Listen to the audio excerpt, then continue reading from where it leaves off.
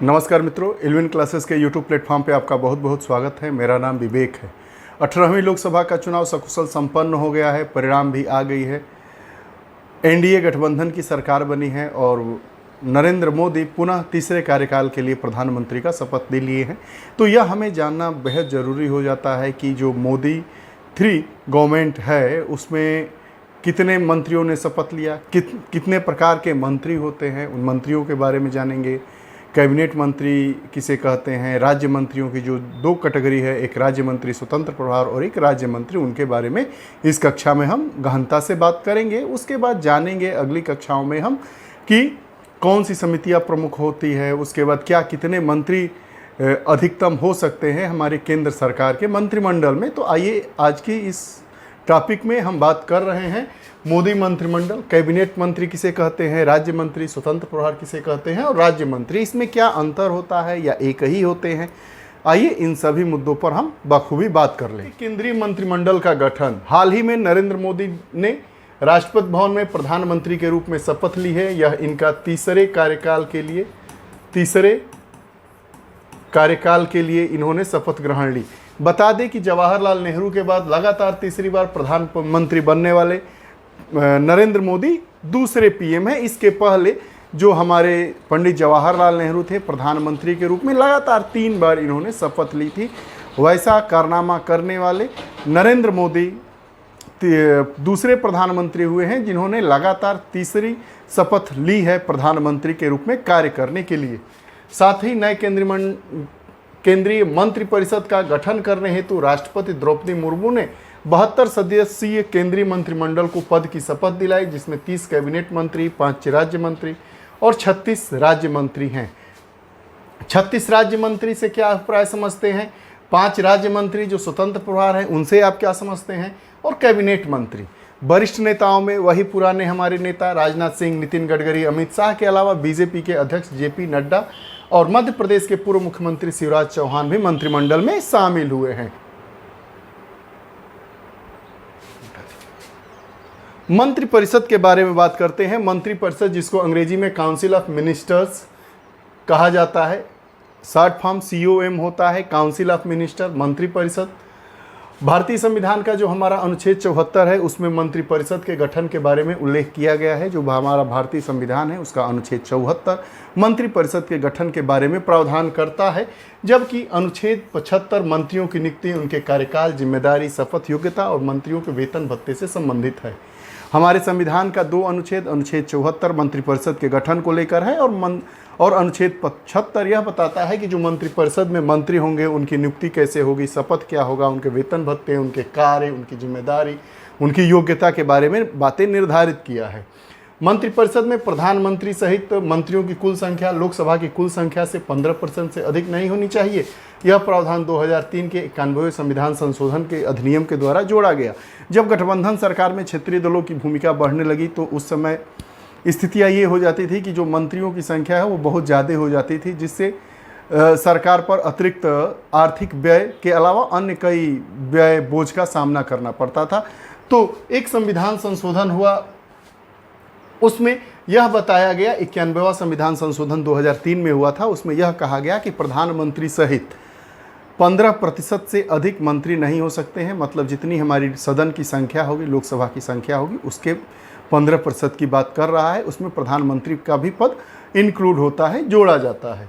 मंत्रिपरिषद में मंत्रियों की 3 श्रेणियां होती हैं, कैबिनेट मंत्री, राज्य मंत्री स्वतंत्र प्रभार और राज्य मंत्री। तो आइए इन पर हम बात कर लेते हैं।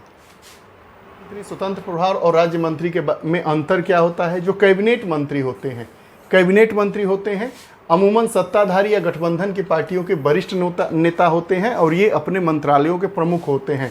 जैसे गृह का कैबिनेट हो गया, और राज्य मंत्री अजय मिश्रा टेनी जो चुनाव हार गए हैं, उसी की बात कर रहा है कि जो कैबिनेट मंत्री होते हैं वह अपने विभाग के सर्वा होते हैं। कैबिनेट मंत्री मंत्रिपरिषद के नाम पर फैसले करने के लिए बैठक करते हैं। इस तरह कैबिनेट मंत्रिपरिषद का शीर्ष समूह होता है, इसमें करीब 25 से 30 मंत्री होते हैं। जो कैबिनेट होता है वो मंत्रिपरिषद का मुख्य समूह होता है। सभी बैठकों में सभी मंत्री भाग नहीं लेते हैं, लेकिन जब कैबिनेट की बैठक होती है तो उसमें प्रमुखतः जो 20 से 25 विभाग हैं, 25-30 विभाग हैं, उसी के मंत्री भाग लेते हैं और एक सलाह मुशविरा कर देश को किस नीतियों पर आगे बढ़ाना है उस पर बात करते हैं।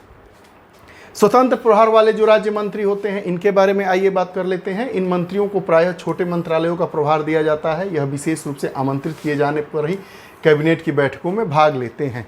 यह जो छोटे मंत्रालय होते हैं उनके ये एक प्रकार के ये कैबिनेट मंत्री ही होते हैं, लेकिन कैबिनेट की जब बैठक होती है तो इनको जब बुलाया जाता है तब ही जाते हैं, ऐसे ये नहीं जाते हैं।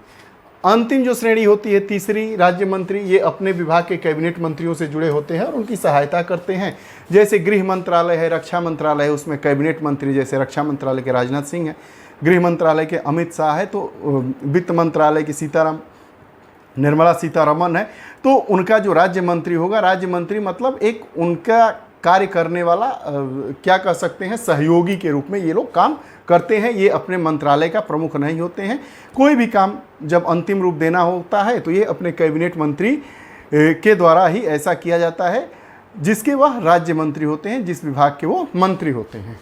मंत्रियों के उत्तरदायित्व के बारे में, क्या मंत्रियों का उत्तरदायित्व होता है, तो सामूहिक उत्तरदायित्व की भावना होती है। कहा जाता है कि अनुच्छेद 75 में स्पष्ट रूप से कहा गया है कि जो मंत्री परिषद है सामूहिक रूप से लोकसभा के प्रति उत्तरदायी होती है। राज्यसभा के प्रति उत्तरदायी क्यों नहीं होती है, यह एक प्रश्न है। कमेंट बॉक्स में इसका जवाब बताइएगा। बार बार प्रश्न पूछा जाता है कि मंत्री परिषद किसके प्रति सामूहिक रूप से जिम्मेदार होती है या उत्तरदायी होती है, तो लोकसभा के प्रति, न कि राज्यसभा के प्रति। इसका तात्पर्य है कि सभी मंत्री अपनी सभी मूल और कार्यों के लिए लोकसभा के प्रति संयुक्त रूप से जिम्मेदार हैं। चूंकि लोकसभा से ही होते हैं इसलिए लोकसभा के प्रति जिम्मेदार होते हैं। व्यक्तिगत उत्तरदायित्व क्या हुआ है, इसी अनुच्छेद 75 में व्यक्तिगत उत्तरदायित्व का सिद्धांत भी शामिल किया गया है और इसमें कहा गया है कि मंत्री राष्ट्रपति के प्रसाद पर्यंत पद धारण करते हैं। जो मंत्री होते हैं, चाहे प्रधानमंत्री होते हैं, वह राष्ट्रपति के प्रसाद पर्यंत पद पर बने रहते हैं। राष्ट्रपति किसी मंत्री को ऐसे समय भी हटा सकता है जब मंत्रिपरिषद को लोकसभा का विश्वास मत प्राप्त है, और अगर ऐसा है तो ऐसा नहीं है कि प्रधानमंत्री को हटाने के लिए क्या होना चाहिए, अविश्वास प्रस्ताव। अविश्वास प्रस्ताव अगर पास हो जाता है तो प्रधानमंत्री को राष्ट्रपति हटा देता है, लेकिन अगर विश्वास मत में सरकार भी है और किसी मंत्री को हटाना है तो राष्ट्रपति उसे हटा सकता है। ये रही बातें। हमने आज की कक्षा में जाना कि जो मोदी कैबिनेट है इसमें कितने मंत्रियों ने शपथ ग्रहण ली, कैबिनेट मंत्री कितने थे, राज्य मंत्री कितने थे, राज्य मंत्री स्वतंत्र प्रभार कितने थे, हमारे संविधान में इसके बारे में कौन सा अनुच्छेद प्रावधानित करता है। उसके बाद हमने जाना कि कैबिनेट मंत्रियों के प्रकार, जो मंत्री होते हैं उनके प्रकार के बारे में जाना। कैबिनेट मंत्री क्या होते हैं, उनका उत्तरदायित्व तो क्या होता है, राज्य मंत्री स्वतंत्र प्रभार क्या होते हैं, और राज्य मंत्रियों के कार्यों और उनके शपथ बारे में सब कुछ हमने जाना। उसके बाद हमने साथ ही साथ यह भी जाना कि मंत्रियों का उत्तरदायित्व क्या होता है, और जो मंत्री परिषद होती है वह क्या राज्यसभा के प्रति सामूहिक रूप से उत्तरदायी होती है या लोकसभा के प्रति सामूहिक रूप से उत्तरदायी होती है। ये रही आज की हमारी कक्षा।